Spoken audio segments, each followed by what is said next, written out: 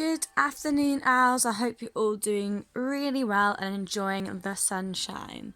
So earlier on this week in maths, we were looking at learning how to tell the time. So we were looking at different parts of the clock. We made our own clocks, and we were looking at how the big hand and the small hand tell us different things on the clock. So we're going to start off with a little bit of a recap before we go any further. So, having a think about the different parts of the clock, bit of wind here, try to put the rock there. Different parts of the clock. Does anyone remember what the big hand tells us? The big hand tells us how many minutes, it's the minute hand, past the hour. The little hand tells us what? The little hand tells us what hour it is. So for a quick little recap, what did I say when the big hand was at the top? What do we call that? I'll give you a clue. I'll write it on here and see if you can read it. When the big hand is at the top, we say o'clock. So we have a look and look at what hour it is. The little hand's telling us it is 3. Look at the big hand, it's at the 12. 3 o'clock. Let's try a different one as a recap. If I was to say, show me on your clock 7 o'clock, what would you do?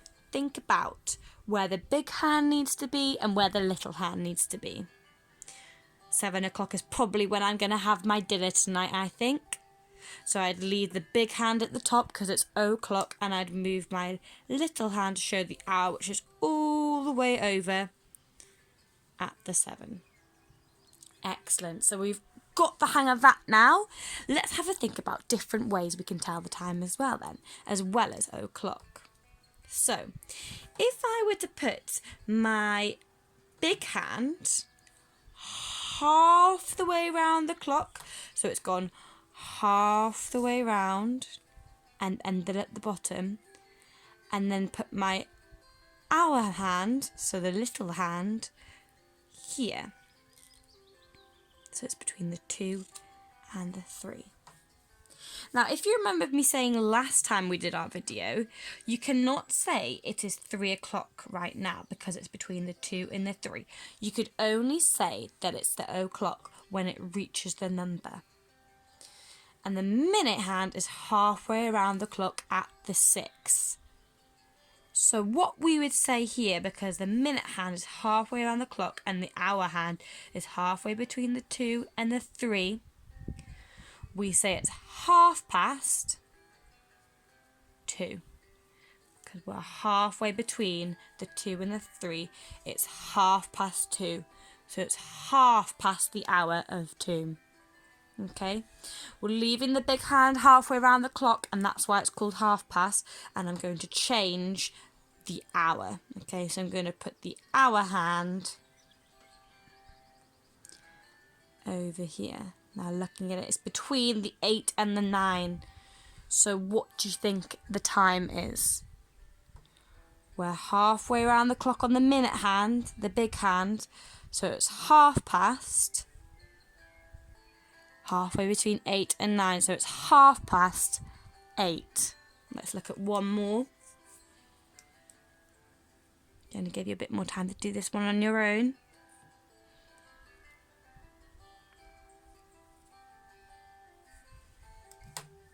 Have a look at where the big hand is. Have a look at where the small hand is. The big hand's telling us how far past the hour it is. And the little hand telling us what hour it is. So it's 2:30, halfway around the clock, between the 1 and the 2. So it's 1:30. Excellent. Okay. Now I'm going to give you a little bit of a test and go back to what we learnt before. So if I showed you a different time, you need to tell me whether it's o'clock or past, okay? So I'm going to put my big hand, I'm going to remove them both for a second and have a think. Put my big hand at the top. And my little hand is going to go here. Have a look at where my big hand is. Remember what we say when our big hand is at the top of the clock? And look at where our little hand, which is telling us the hour. So it would be 10. And the big hand at the top, so we say 10 o'clock. Well done, brilliant. Now I want you to show me what